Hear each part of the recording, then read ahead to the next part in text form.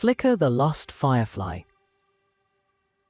Once upon a time, deep in a meadow filled with tall, tickly grass and sweet-smelling flowers, lived a little firefly named Flicker.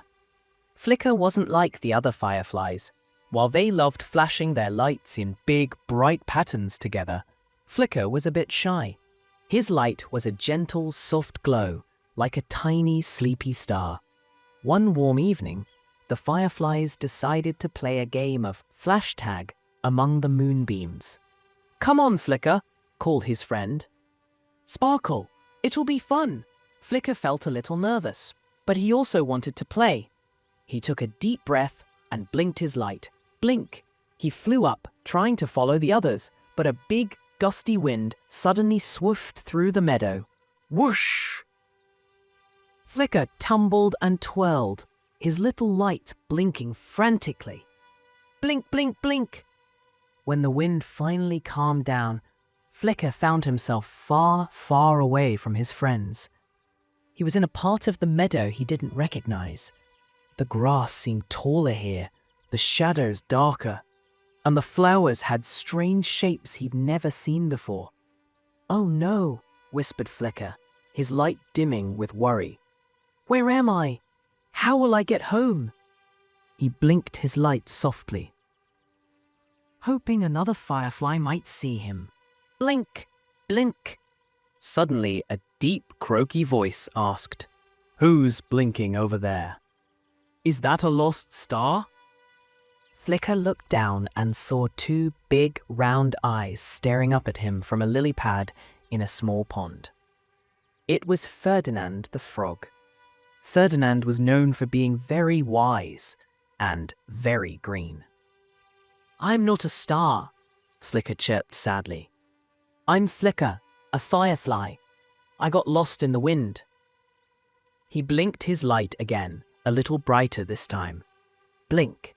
Ferdinand hopped closer. "Lost, eh? That's no good. The meadow is big at night. Where do you live, little Flicker?" "I live near the whispering willow tree," Flicker explained, "where all the fireflies dance together." "Ah, the whispering willow," croaked Ferdinand. "I know the way, but it's quite a journey from here. You'll need some help." He looked around. "Wait here!" Ferdinand hopped off into the reeds. Flicker waited nervously, blinking his light. Blink, blink. Soon, Ferdinand returned, but he wasn't alone. With him was a slow, steady creature with a beautiful, swirly shell on its back. "Flicker, this is Sheldon the snail," Ferdinand announced. "Sheldon knows all the secret paths through the low grass. He can guide you part of the way." Sheldon smiled slowly. "Hello, Flicker," he said in a soft, whispery voice. "Don't you worry. Follow my slime trail. It shines in the moonlight, and it will lead you towards the whispering willow." Flicker felt a little bit better. "Thank you, Sheldon. Thank you, Ferdinand." Flicker flew just above Sheldon, following the shimmering trail the snail left behind. It was slow going, but Sheldon pointed out interesting things along the way. Tiny sleeping ladybugs tucked into leaves, and mushrooms that glowed faintly in the dark. Flicker blinked his light happily. Blink, blink! After a while, they reached a patch of very tall, dark flowers that looked like purple bells. "This is as far as I go, little Flicker," Sheldon said kindly. "My trail gets hard to see here. You need someone who can see well in the dark." Flicker's light dimmed again. "Oh, who can help me now?"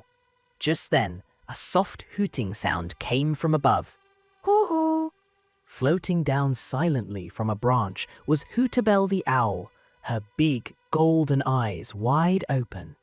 "Were you talking about needing help in the dark?" she asked gently. Hootabelle had heard everything with her super sharp owl ears. "Yes," Flicker blinked. Blink. "I need to get to the whispering willow, but I can't see the way through these tall flowers."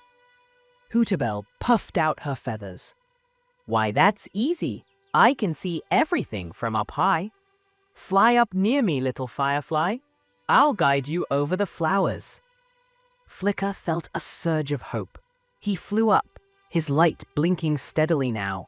Blink, blink, blink. Hootabelle flew slowly and gracefully above the tall flowers, her big eyes scanning the ground. Just a little further, she hooted softly. I can see the big, droopy branches of the whispering willow now. Flicker looked ahead, and sure enough, he saw the familiar shape of the big tree, and beneath it, flashing lights. Blink flash, blink flash. It was his family and friends. There it is, I see it, Flicker chirped excitedly. Thank you, Hootabelle. You're welcome, little one, Hootabelle hooted with a smile. Fly safe now. Flicker zoomed towards the tree as fast as his little wings could carry him, blinking his light brighter than ever before. Blink, blink, blink. Flicker, you're back, shouted Sparkle, flying over to meet him. All the other fireflies gathered around, flashing their lights in welcome. Flicker told them all about his adventure, the big wind meeting Ferdinand the Frog, following Sheldon the Snail's shiny trail and flying with Hootabelle the Owl. Wow, said Sparkle, you were very brave. Flicker felt proud. He wasn't just the shy firefly with the soft glow anymore. He was Flicker, the firefly who got lost but found his way home with the help of his new friends.